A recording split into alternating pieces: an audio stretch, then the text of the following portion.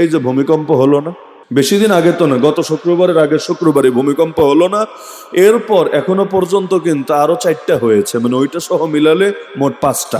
31 ঘন্টাই হয়েছিল 4টা, আর গত বুধবার না বৃহস্পতিবার হয়েছে আরো একটা। এই যে পরপর হচ্ছে, এবং কেয়ামত যত ঘনিয়ে আসবে বাড়তেই থাকবে। বুখারী শরীফে হাদিস আছে, কেয়ামত হবেই না যতদিন না ভূমিকম্প বৃদ্ধি পাবে। লা তাকুমুস সাআ হাত্তা ইউকবাদাল ইলম ওয়া তাকসুরাজ জালাজিল। এই ভূমিকম্পগুলো কি এমনি এমনি হয়, না আল্লাহ এর ভেতর দিয়েও আমাদেরকে কোনো বার্তা দিতে চায়? কি বার্তা দিতে চায়? বান্দা, বহুত হয়েছে, আর কত পাপ করলে তোর মনে হবে বাস এবার অন্তত আমার থামা দরকার, এবার অন্তত নিজেকে শুধরানো দরকার, জাহান্নামের অনেক নিকটে চলে এসেছি, এবার অন্তত ইউটার্ন নিয়ে আমার ব্যাক করা দরকার, না হলে আমি যেভাবে আগাচ্ছি, যে গতিতে আগাচ্ছি, যেদিকে আগাচ্ছি, আমি তো আর কখনো হয়তো ফিরতেই পারবো না। কারণ পাপ করতে করতে একটা পর্যায়ে এমন হয় মানুষ আর ভালো হতেই পারে না, হতেই পারে না। এক একটা পাপ করলে দিলের মধ্যে এক একটা দাগ পড়ে, আরেকটা করলে আরেক দাগ, আরেকটা করলে আরেক দাগ। আর তওবা করলে মাফ হয়, তওবা না করলে দাগ ওগুলো তো থাকে থাকে, ধীরে ধীরে বাড়তে থাকে, বাড়তে বাড়তে কাল্লা বাল রানা আলা কুলুবিহিম মা কানু ইয়াকসিবুন। এক পর্যায়ে দিলের মধ্যে জং ধরে যায়, তখন কোরআনের কথায় পরিবর্তন আসে না, তখন হেদায়েত আর দিলে ঢোকে না। পাপ করতে করতে ওই পর্যায়ে যখন চলে যায়, এটাকে কোরআনের ভাষায় বলে অন্তরে মোহর পড়ে যাওয়া। আপনি দেখবেন বহুত ভণ্ড এমন আছে যেগুলোর অন্তরে মোহর পড়ে গিয়েছে।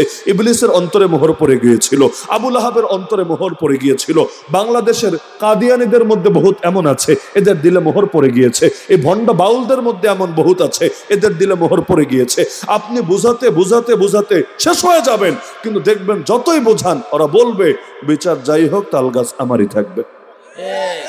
এটাই বাস্তবতা কিনা? এটাই বাস্তবতা কিনা? ইবলিস অপরাধ করলো, মানলাম হিংসার অহংকারের কারণে বেয়াদবি করলো। ইবলিসের অপরাধ কিন্তু অন্য কিছু না, ইবলিসের পাপ এটাই, সে বেয়াদবি করেছে হিংসার অহংকারের কারণে। কার সাথে বেয়াদবি? নবীর সাথে, নবীর শানে, আব্বা আদম আলাইহিস সালামের শানে, নবীর শানে বেয়াদবি করেছে। আমার আল্লাহ তা তওবার দরজাও আর খোলা রাখেন নাই। আল্লাহ বলেছেন কিয়ামত পর্যন্ত তোর উপর আমার লানত থাকবে, ওয়া ইন্না আলাইকা লানাতি ইলা ইয়াউমিদ্দিন। আমাকে বলেন, কারো উপর যদি আল্লাহ লানত থাকে, লানত, লানত বুঝেন তো আপনারা, কারো উপর যদি আল্লাহ লানত থাকে, অনসিবে কোনোদিন তওবা জোটে? আল্লাহর তৌফিক ছাড়া, আল্লাহর রহমত ছাড়া বান্দা কিছুই করতে পারে না। এজন্যই মুয়াজ্জিন যখন ডাকে হাইয়া আলাস সালাহ, হাইয়া আলাল ফালাহ, চলে আসো নামাজে, চলে আসো সফলতার কাছে, আমরা কিন্তু এটাই বলি লা হাওলা ওয়ালা কুওয়াতা ইল্লা বিল্লাহ। আয় আল্লাহ, আমাকে ডেকেছে তো ঠিক আছে, তো তোমার তৌফিক না পেলে আমার কোনো শক্তি নাই, কোনো সামর্থ্য নাই। নামাজ আমি নিজের থেকে পড়তে পারবো না, মসজিদে আমি নিজের থেকে যেতে পারবো না। আরে দুনিয়াতেও যে কেউ চাইলে যে কারো ঘরে মেহমান হতে পারে না। আপনি আপনার ঘরে যারে তারে আনবেন না, যারে তারে দাওয়াত দিবেন না, আপনি তাকেই দাওয়াত দিবেন যাকে ভালোবাসেন। আল্লাহর ঘরেও আল্লাহ সবাইকে নেয় না, ওই কপাল সবার হয় না। আমি আপনি ভাবি নামাজ পড়ছি না, অথচ ভাবা দরকার ছিল আল্লাহ আমাকে কবুল করছে না। পচামাল কেউ কেনে না, পচামাল কেউ কেনে না, কেনার কথা না। আমার যদি দাম থাকতো আল্লাহ আমাকেও সুযোগ দিতেন, প্রথম কাতারে না দিলে দ্বিতীয় কাতারে দিতেন, দ্বিতীয় কাতারে না দিলে অন্তত শেষ কাতারে দিতেন। কিন্তু আমার তো তৌফিক হচ্ছে না, জামাতে পারছি না, একাও পারছি না, কাজাটা পর্যন্ত পড়ছি না, এমনকি কয়েক তো কাজা হয়ে আছে ওই হিসাবটা পর্যন্ত রাখছি না। এই যে আমার আল্লাহর থেকে দূরে সরছি, দূরে সরাটা স্বাভাবিক কোনো কথা না। এভাবেই দূরে সরতে সরতে সরতে এক পর্যায়ে হয়তো এমন দূরে সরে যাব জাহান্নাম ছাড়া আমার আর কোনো উপায় থাকবে না। আল্লাহ আমাদেরকে হেফাজত করুন। আবু লাহাব আমার নবীর শানে বেয়াদবি করেছিল। নবীজি প্রকাশ্যে যখন দাওয়াত দিলেন, প্রথমবার দাওয়াত, প্রথম জিনিসের আবেগ কিন্তু আলাদা, তাই না? যে কোনো ক্ষেত্রে প্রথম জিনিসের আবেগ আলাদা। আগে গ্রামাঞ্চলে দেখা যেত, গ্রামে ফসল চাষ করেছে, প্রথম ফসলটা, প্রথম ফলটা, প্রথম সবজিটা মানুষ কিন্তু আলেম ওলামাদের সামনে হাদিয়া নিয়ে আসতো। কেন?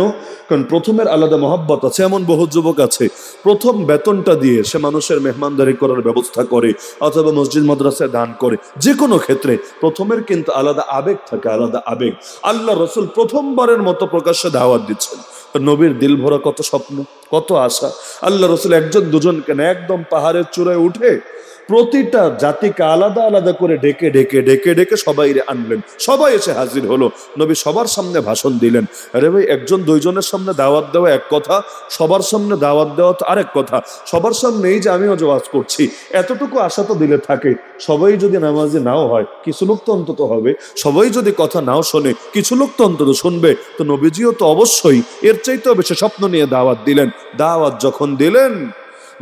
যখন দিলেন, আরে অচেনা মানুষ ভাই গালি দিলেও এটা অত গায়ে লাগে না, তাই না?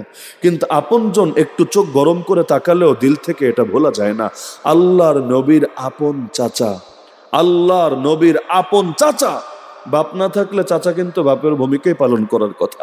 তো নবীর আপন চাচা আবুল আহাব সবার আগে নবীরে গালি দিয়ে বসলো, নবীর সামনে বেয়াদবি করলো, আঙ্গুল উঁচিয়ে উঁচিয়ে নবীকে ধিক্কার দিল। তাব্বান লাকা ইয়া মুহাম্মদ, হে মুহাম্মদ, ছি তোর ধিক্কার, আলিহাযা জামাতানা, তুই ফালতু কথা শোনানোর জন্য আমাদেরকে জমা করেছিস, তোর কি আর খায়া দেয়া কাজ নাই? এই যে বেয়াদবি শুরু করলো।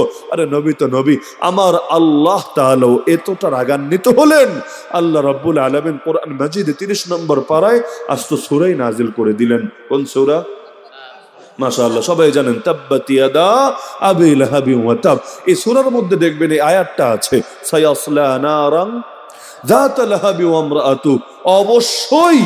অবশ্যই মানে বুঝান তো, সন্দেহ নেই, অবশ্যই আবু লাহাবও যাবে জাহান্নামে, ওর বউ যাবে জাহান্নামে। জাহান্নামে কারা যায়? ঈমানদাররা না বেঈমান? যেই সময় আল্লাহ আয়াতটা দিলেন ওই সময় আবু জাহাল জিন্দা না মুর্দা? জিন্দাও, মরে নাই, ও বেঁচে আছে। নবীর সামনে বেয়াদবি করেছে, বেঁচে আছে। একটা জীবিত মানুষকে আমার আল্লাহ যখন জাহান্নামী বলে ঘোষণা দেন, এর পরিণতি বোঝেন? এর পরিণতি হলো কপাল থেকে হেদায়াত উঠে গেছে, দিলের মধ্যে মোহর পড়ে গিয়েছে, আর কাজ হবে না। হয়ও নাই। এরপর এতকাল বেঁচে ছিল, 1-2 বছর তো না, এত লম্বা টাইম বেঁচে ছিল। এমনকি আবু লাহাবের নিজের ঘরে 5টা বাচ্চা মুসলমান হয়েছিল, ওর ঘরে 5টা সন্তান মুসলমান হয়েছিল। কিন্তু আবু লাহাবের নসিবে তওবা জোটে নাই, ওর বউয়ের নসিবে তওবা জোটে নাই। কারণ দিলে যখন মোহর পড়ে যায়, নবীর ওয়াজও কাজ হয় না। দিলে যখন মোহর পড়ে যায়, কোরআনকে চোখের সামনে নাজিল হতে দেখেও কাজ হয় না। দিলে যখন মোহর পড়ে যায়, চোখের সামনে চাঁদকে 2 টুকরা হতে দেখলেও পরিবর্তন আসে না।